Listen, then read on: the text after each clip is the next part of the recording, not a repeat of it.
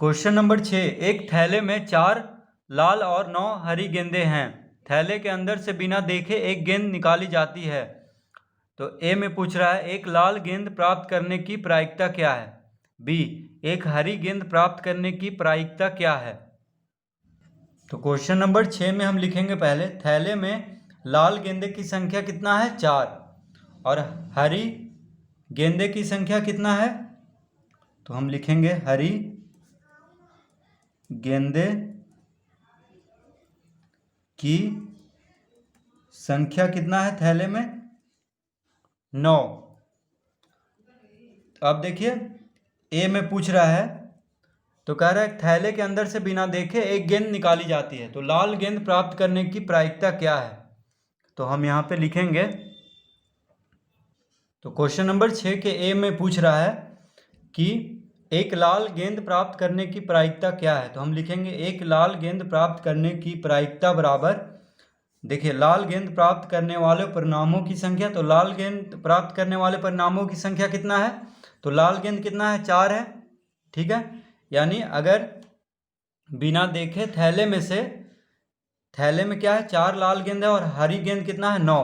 तो बिना देखे अगर निकाला जाए तो लाल गेंद हमें निकालना है। तो प्रायिकता कितना होगा। तो लाल गेंद कितना है 4 है और दैव प्रयोग के कुल परिणामों की संख्या। तो दैव प्रयोग के कुल परिणामों की संख्या कितना है। देखिए 9 4 13, यानी अगर बिना देखे थैले के अंदर हाथ डाला जाए तो यहाँ पे 13 बॉल है। देखिए 13 गेंद है तो 13 में से कोई भी निकल सकता है। इसी यहाँ पे कहा गया है कि दैव प्रयोग के कुल परिणामों की संख्या। तो यहाँ पे देखिए कुल कितना है 13 होगा परिणाम की संख्या, यानी 13 गेंद में कोई भी आ सकता है और हमें चाहिए सिर्फ लाल गेंद। ठीक है, तो लाल गेंद कितना है 4 है। तो 4/9 + 4 हो जाएगा। तो इसका आंसर होगा देखिए लाल गेंद प्राप्त करने वाले परिणामों की संख्या में लाल गेंद, थैले में लाल गेंद की संख्या लिखेंगे यानी 4। दैव प्रयोग के कुल परिणामों की संख्या में हम लिखेंगे 4 + 9, क्योंकि देखिए 4 लाल गेंद है और 9 क्या है हरी गेंद। तो कुल परिणामों की संख्या इतना हुआ 4 + 9। तो इसका आंसर हो जाएगा देखिए 4/13। 9 4 कितना हुआ 13, यानी एक लाल गेंद प्राप्त करने की प्रायिकता क्या है 4/13। ठीक है, तो बस जो हमसे पूछे उसको पहले ऊपर लिखना है और कुल जोड़ करके परिणाम को नीचे लिख देना है, तो वही आंसर हो जाएगा। ठीक है, तो हम क्वेश्चन नंबर 6 का ए में इस तरह से हल कर लेंगे।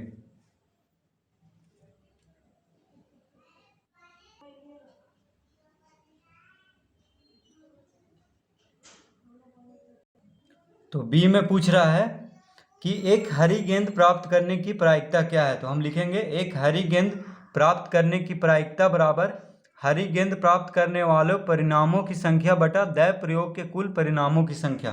तो देखिए हरी गेंद कितना है थैले में 9 है। ठीक है, और दैव प्रयोग के कुल परिणाम कितना होगा। देखिए 9 + 4 यानी 9 हरी गेंद है और 4 कितना है क्या है लाल गेंद। तो कुल 9 + 4 हो जाएगा। तो इसका आंसर हो जाएगा देखिए 9/9 + 4 कितना होगा 13, यानी हरी गेंद प्राप्त करने की प्रायिकता क्या हो जाएगी 9/13, यानी 13 गेंद में देखिए कुल 13 गेंद है तो 13 गेंद में हरी गेंद प्राप्त करने की प्रायिकता हो जाएगी 9/13, क्योंकि 9 हरी गेंद है और 13 कुल है। ठीक है, हरी और लाल गेंद मिला करके। तो बस इस तरह इसको हम हल कर लेंगे।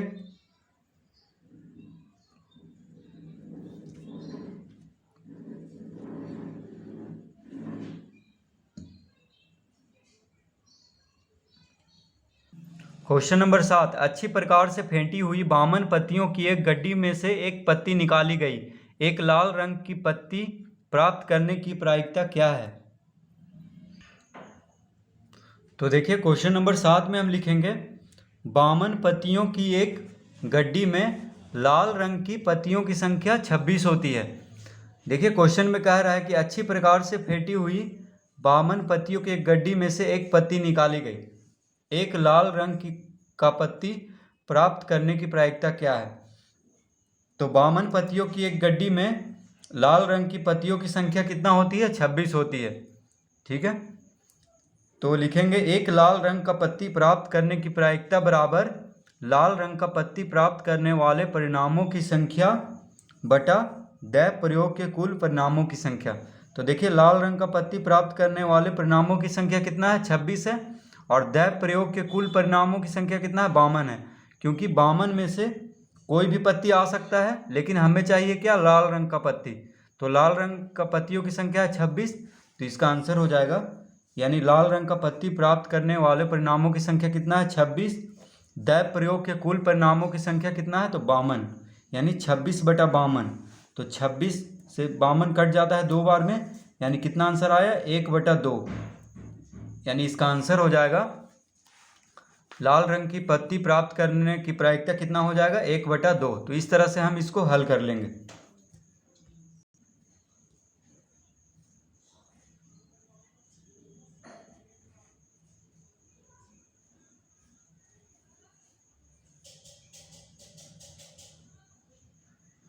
क्वेश्चन नंबर 8, यदि किसी प्रेक्षण में उसके महत्तम मान एवं न्यूनतम मान क्रमशः 25 और 12 है तो प्रेक्षण का परिसर निम्नलिखित में कौन है।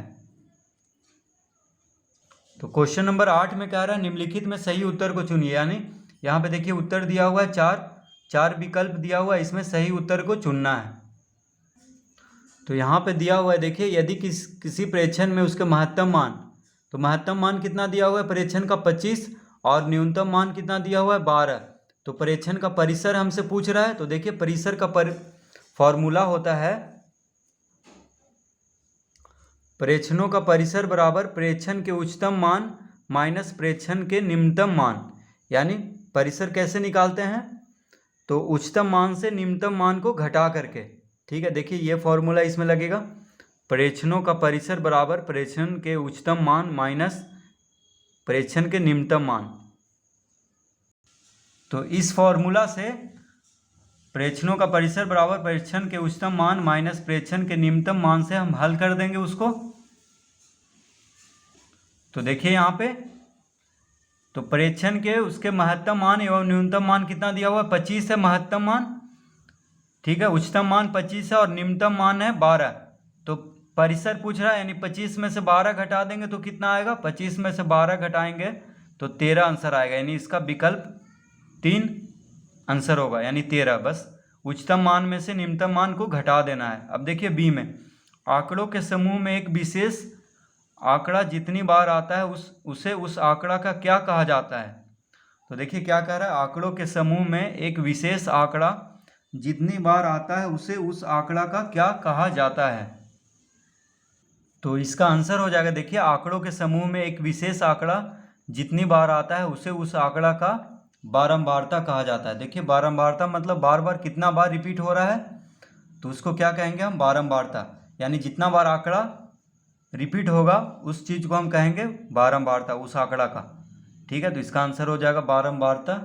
अब देखिए सी में, यदि सभी प्रेक्षणों का योगफल 120 और उनका माध्य 6 है तो प्रेक्षणों की संख्या क्या है। यानी सभी प्रेक्षणों का योगफल कितना दिया है, 120, और उनका माध्य 6, तो प्रेक्षणों की संख्या हमसे पूछ रहा है। तो इसको हम इस फॉर्मूला से देखिए हल करेंगे, प्रेक्षणों का माध्य बराबर सभी प्रेक्षणों का योगफल बटा प्रेक्षणों की संख्या। तो यहाँ पे प्रेक्षणों का माध्य दिया हुआ है और सभी प्रेक्षणों का योगफल दिया हुआ है। तो देखिए प्रेक्षणों की संख्या कितना हो जाएगा, तो योगफल दिया हुआ है 120, सभी प्रेक्षणों का योगफल देखिए 120 और उनका माध्य 6 है। तो हम उस फॉर्मूला में रख करके देखते हैं। तो देखिए प्रेक्षणों का माध्य हम इस फॉर्मूला में रखेंगे, तो प्रेक्षणों का माध्य कितना दिया हुआ है, 6 बराबर प्रेक्षणों का योगफल कितना है, 120। अब प्रेक्षणों की संख्या, ठीक है, तो प्रेक्षणों की संख्या देखिए यहाँ पे हम लिख लेते हैं, प्रेक्षणों की संख्या। ठीक है, तो देखिए 6 बराबर 120 बटा प्रेक्षणों की संख्या, यानी 6 दिया हुआ है प्रेक्षणों का माध्य और सभी प्रेक्षणों का योगफल 120 है। तो प्रेक्षणों की संख्या क्या हो जाएगी, तो देखिए प्रेक्षणों की संख्या को हम इधर भेजेंगे, यहाँ पे दायां तरफ क्या में है, भागा में, तो बाएं तरफ क्या में हो जाएगा, गुना में। ठीक है, तो जब गुना में हो जाएगा तो प्रेक्षणों की संख्या बराबर कितना हो जाएगी, तो प्रेक्षणों की संख्या बराबर हो जाएगा 120/6। देखिए 6 जब गुना में हो जाएगा दायां तरफ यानी बायां तरफ, तो फिर 6 को हम दाएं तरफ भेजेंगे तो भागा में हो जाएगा, यानी प्रेक्षणों की संख्या कितना आ जाएगा। देखिए 120/6 यानी 6 से 120 में भाग देंगे तो कितना आएगा 20। ठीक है, तो इस फॉर्मूला से हम इसको हल कर सकते हैं, यानी प्रेक्षणों की संख्या कितना हो जाएगी 20। तो सी में हम विकल्प दूसरा में टिक लगाएंगे, 20 आंसर होगा। अब देखिए डी में, एक वृत्त आलेख में प्रत्येक त्रिज्यीय खंड के आकार का संगत आंकड़े के परिणाम के साथ क्या संबंध होता है। तो देखिए उसको समझने के लिए पहले हम इसको पढ़ते हैं। यदि आंकड़ों को एक वृत्त के त्रिज्यीय खंडों या सेक्टरों, त्रिज्यीय खंडों को क्या बोलेंगे सेक्टरों, त्रिज्यीय खंड को सेक्टर भी बोलेंगे।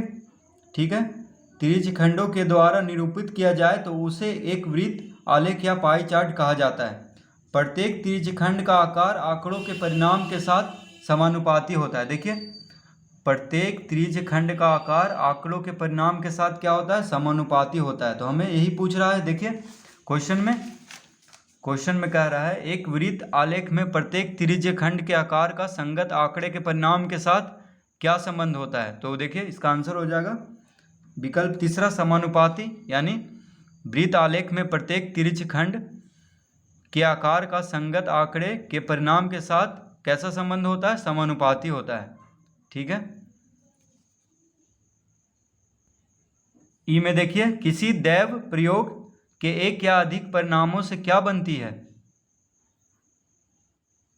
तो उसको समझने के लिए हम देखिए इसको समझ लेते हैं। किसी दैव प्रयोग के एक या अधिक परिणामों से एक घटना बनती है, यानी दैव प्रयोग के एक या अधिक परिणामों से क्या बनती है, एक घटना बनती है। तो यहाँ पे हम विकल्प 4 में टिक लगाएंगे, यानी किसी दैव प्रयोग के एक या अधिक परिणामों से क्या बनती है, घटना। तो इस तरह हम देखिए विविध प्रश्नमाला 15 को हल कर लेंगे आसानी से।